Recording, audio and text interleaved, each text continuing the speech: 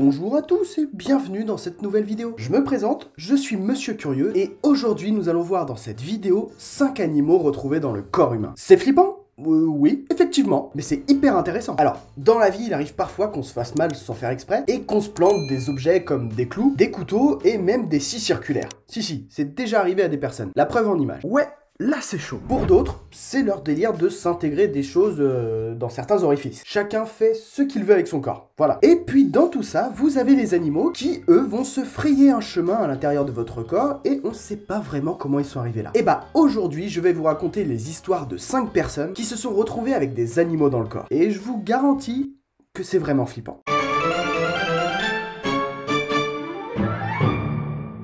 Bon, si vous ne connaissez pas cet animal, je peux vous garantir que dès que je vous l'aurai présenté, vous ne pourrez plus l'oublier. Il fera partie de vos pires cauchemars. Bon, j'exagère un petit peu quand même. Mais on n'en est pas loin. Le candiru est un poisson qui fait partie de la famille des poissons-chats. Il est relativement petit, il mesure entre 10 et 13 cm de long, pour un poids de quelques grammes. On le trouve principalement en Amazonie, et là-bas, il le surnomme le poisson vampire du Brésil. Ouais, c'est pas vraiment rassurant. Et le candiru est un poisson parasitaire. Il a d'ailleurs la fâcheuse habitude de s'introduire par n'importe quel orifice. C'est arrivé à un homme en 1997. Bon, on n'a pas son nom, donc du coup on va l'appeler Pierre pour bien raconter l'histoire. Pierre, il vit dans un petit village qui borde l'Amazone où il va souvent se baigner. Et un jour, pendant qu'il se baigne, il a une envie pressante de faire pipi. Et il se dit, bah cool, je suis dans l'eau, donc vas-y, je vais pisser. Et puis en plus, ça m'évite de sortir. Donc, il se met à pisser, et c'est à ce moment-là qu'un candiru alléché par l'odeur de l'urine pénètre dans l'urètre de Pierre. Ce que j'ai pas dit juste avant, c'est que les candirus sont littéralement attirés par l'odeur de l'urine. C'est vraiment leur péché mignon. J'ai grand soif, donnez-moi de l'urine que je me désaltère le gosier. Bon, bref, l'animal s'introduit dans son pénis, provoquant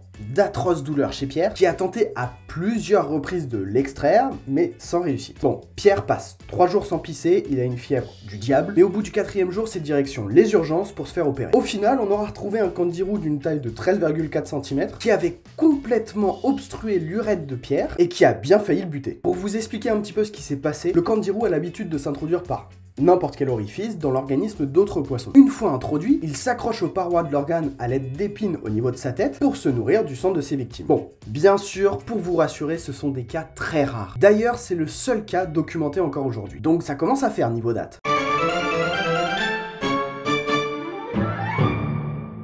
Oui, vous avez très bien lu. Un cafard vivant dans le crâne d'une femme. C'est dingue comme histoire. Bon, déjà un cafard c'est un insecte et plus précisément une blatte. Il en existe environ 6000 espèces, certaines mesurent quelques millimètres et d'autres peuvent atteindre les 9 cm. Là, c'est du cafard de compète. Près d'un tiers d'entre eux représentent un problème occasionnel pour l'être humain. Et ils n'ont pas forcément une bonne image. D'ailleurs, c'est pour cette raison que les cafards ou les blattes sont classés parmi les insectes indésirables. Et pour cause, vous allez comprendre pourquoi je dis ça avec l'histoire de Rachel, une indienne de 42 ans. Rachel vit dans la région de Chennai, bon c'est écrit là, Chennai, dans le sud de l'Inde. Un jour, tout à fait normal, elle se réveille et commence à se plaindre de fortes douleurs derrière les yeux. Donc du coup, Rachel va à la clinique la plus proche de chez elle et là-bas, ils lui font un lavage nasal. Alors, par contre, j'ai pas compris pourquoi ils ont sauté l'étape radio avant de faire un lavage nasal. Mais bref, Rachel rentre chez elle sans vraiment savoir la cause de cette douleur. 1 ou 2 jours passent et Rachel a toujours mal et la douleur s'intensifie de plus en plus. Donc du coup, elle décide d'aller voir un spécialiste qui, lui, décide de l'ausculter avec un endoscope. Bah ouais, il est pas con le gars. Donc du coup, il l'ausculte et là, il tombe sur des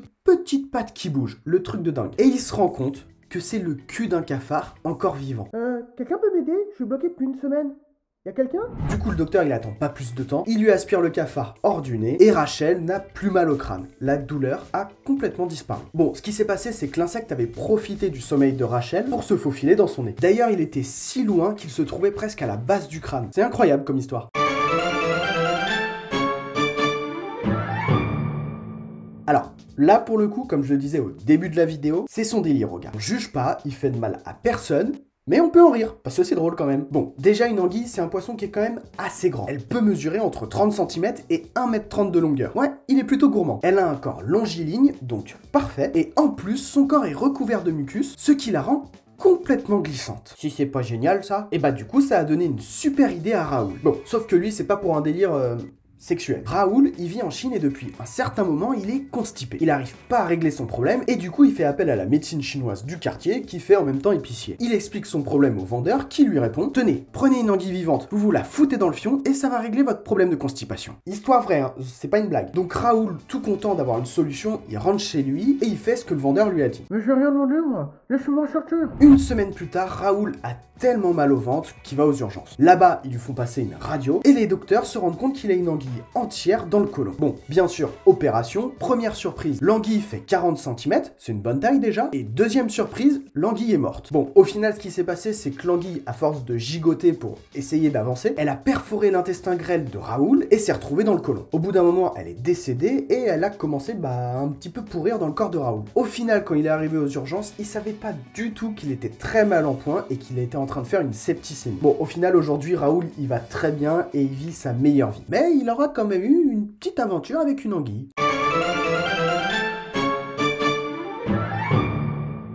Un escargot dans le genou. Là, pour le coup, il n'y a aucun orifice à proximité, donc comment il a pu arriver là? Bon, un escargot, tout le monde sait ce que c'est. C'est un petit mollusque de 1 à 2 cm, et comme tous les mollusques, il a un corps mou avec une coquille. Et ce truc-là s'est retrouvé dans le genou de Paul. Paul, c'est un enfant de 4 ans qui vit aux États-Unis. Et un jour, avec sa famille, ils partent en vacances à la mer. Les vacances se passent bien, ils font plein d'activités, et bon, il arrive parfois que Paul tombe et s'écorche de temps en temps. Ce qui arrive à tout le monde, surtout quand on est un enfant. De retour chez eux, le genou de Paul commence à enfler. Mais à enfler sérieusement. Donc ses parents l'emmènent à l'hôpital et les médecins de là-bas voient pas grand chose d'anormal, mais ils le mettent quand même sous antibiotiques, on sait jamais si c'est une infection. Ok, donc la famille rentre chez eux et quelques jours plus tard, le genou de Paul est devenu complètement noir et il fait la taille d'une orange. Donc là, ses parents commencent vraiment à être inquiets et sa mère, dans le plus grand des calmes, décide de lui perforer la boule qu'il a au genou. Et au final, ce qu'il en sort, c'est un escargot de mer. Incroyable. Mais je vais te bouffer. Eh, dis donc Michel, t'aurais pas encore regardé Alien, toi, par hasard? Bon, bien sûr, Paul, il s'est fait recoudre. Aujourd'hui, il a plus de problème au genou. Et il a décidé de garder l'escargot de mer comme animal de compagnie. Et en plus, il l'a appelé Turbo, comme dans le film de Disney. C'est mignon comme histoire. Bon, par contre, on sait toujours pas comment l'escargot est arrivé dans le genou de Paul. Et bah, le père de Paul a une hypothèse. Quand ils sont partis en vacances à la plage, Paul s'est écorché le genou sur des rochers, où justement, il devait y avoir un nid d'escargot. Et au final, un œuf a dû pénétrer dans sa blessure. L'œuf, lui, il était en gestation, au chaud dans le genou de Paul, et puis, à un moment donné, l'escargot est sorti de l'œuf, ce qui a finalement fait gonfler son genou. Oui, une araignée dans l'oreille d'une femme. Elle cherchait un endroit chaud et humide et elle est tombée sur une oreille. C'était parfait pour cette petite araignée sauteuse. Bon, l'araignée sauteuse n'est pas dangereuse pour l'humain. Il en existe plus de 5000 espèces différentes qui mesurent de 2 mm à 1 cm maximum. Elle est tellement petite qu'elle peut se faufiler n'importe où, comme par exemple dans l'oreille de Ginette. Ginette, c'est une femme retraitée qui vit dans la province de Sichuan en Chine. Et un jour, elle se plaint de démangeaisons et de douleurs piquantes au niveau des oreilles. Donc, direction l'hôpital et là-bas, elle est prise en charge par un médecin qui lui fait une otoscopie. C'est un examen des oreilles. Donc le médecin, il lui met une caméra pour aller voir assez loin dans son oreille et il tombe sur une boule de soie. Et derrière cette boule de soie se cachait une petite araignée qui avait décidé de faire son nid peinard dans l'oreille de Ginette. Bon, au final, le médecin a paralysé l'araignée avec des gouttes auriculaires et ça lui a permis de l'enlever tranquillement avec une pince à épiler. Et heureusement pour Ginette que l'araignée n'était pas allée plus loin, sinon son tympan aurait été percé et là, ça fait vraiment mal. Bon, après, il y a encore plein d'autres histoires dans le même genre. Donc si vous voulez un épisode 2, commentaire. Et tiens, si vous avez des idées d'endroits insolites où on a retrouvé des animaux, commentaire. Bon, même si j'ai déjà des idées pour des prochaines vidéos. Oh, ça va être génial. Mais bref, si vous avez apprécié la vidéo, n'oubliez pas le pouce bleu, ça m'encourage et puis ça aide au référencement. Vous pouvez aussi vous abonner, faire un petit don sur la page Tipeee qui est en description, ou sinon vous avez le bouton rejoindre sur ma page YouTube. Et bien sûr, partagez un max cette vidéo pour faire grandir la meute. Je compte sur vous. Sur ce, je vous laisse reprendre vos activités, et n'oubliez pas que la curiosité est un charmant défaut. Et moi, je dois encore tourner une autre vidéo, j'essaie de prendre de l'avance pour les vacances, pour que vous ayez encore des vidéos. Ciao!